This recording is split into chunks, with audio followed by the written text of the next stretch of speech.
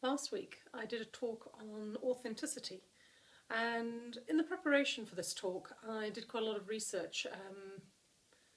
Just love to get sort of different people's ideas, because I believe that we use words and we use ideas in life and we don't always really understand them.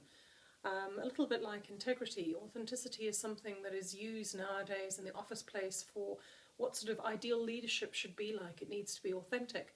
But what I've realised is that most of us don't really know what authenticity is or how it works. And it was in the sort of the research of this talk that I did last week that I sort of saw things from a different side. And today isn't really a conclusion. I'm just really going to share with you some of my ponderings, and what I'd really love actually is if you could sort of go away and think about it and kind of give me some of your insights as well, because I don't think I've reached my conclusion on authenticity yet. So one of the things that I realised, I was reading an article by somebody, and I forget who it's from now. It's not Huffington Post. It'll come to me just now. And what I realised was that the person writing the article was almost sort of challenging the idea of authenticity. And the example that they used was somebody who'd moved from one company to another in a leadership, quite a senior leadership position.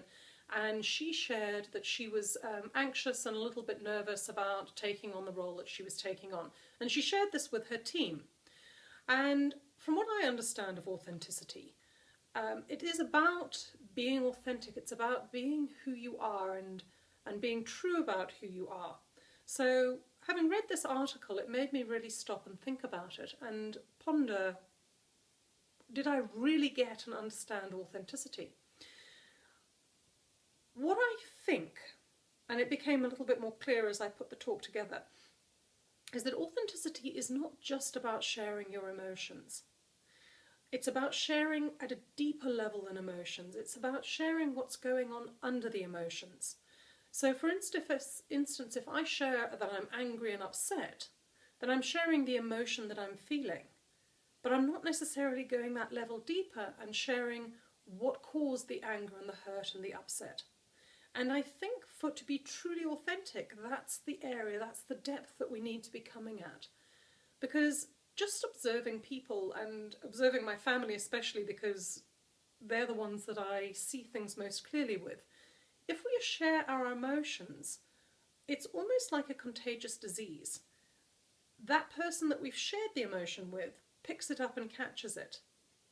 But if we share what caused the emotion, then it's almost like suddenly we're brought together, where the distance between us disappears. And if you can share it in a way that it's not about blaming, or it's not about making it somebody else's fault, but you're simply sharing what is, then this seems to be even more powerful. Now, what I also did when I created this talk is I had 2 clips, and what I'll do is I'll post the links to those clips at the bottom on the blurb about this vlog, so that if you choose to, you can go and have a look and see what I'm talking about. The one clip was, both of them I chose specifically because they were both women, sort of 40s, somewhere around there. Both of them were doing a constructed talk. One of them was for Toastmasters, I think it was, or maybe not actually, and the other one was for a TED talk. Both of these women were doing a humorous talk. There was laughter around the talk. One talk, and both of them were telling the truth. And I think this is something that was quite a realisation for me, was that being... Sorry about that, there was a glitch there, but I've kind of come so far, I'm not going to redo it all. So I was talking about these 2 women, and how with one I felt so connected. I felt like I was having a personal conversation with her. I was there, I felt her pain, there was no distance between us. With the other woman, it felt very cold. It felt, whilst I found what she was saying funny, I felt no connection. And in fact, I don't know if I'd really want to be friends with this particular lady. I don't think I would trust her. And whilst both of them spoke the truth, so to me it was a real realisation that truth is not the underlying thing of authenticity, it's something deeper than that.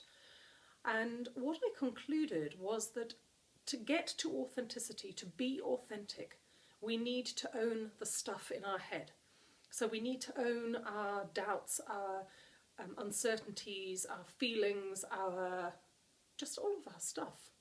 And when we truly own that, and we share from a space of owning all of it, of not resisting it, of not trying to hide it, not pretending to be something else, that to me is when we're truly authentic.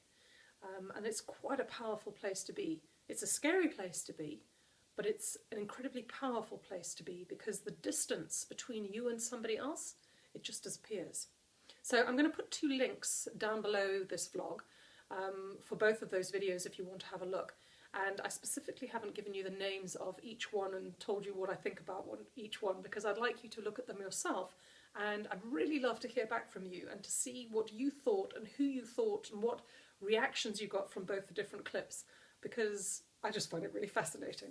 So have a look and see what you think. And if you have any insights, I'd really love to learn, because I don't think I've finished delving into this topic of authenticity. I think there's still more to learn. I hope you have a fantastic week, and I will catch up with you later. Bye-bye.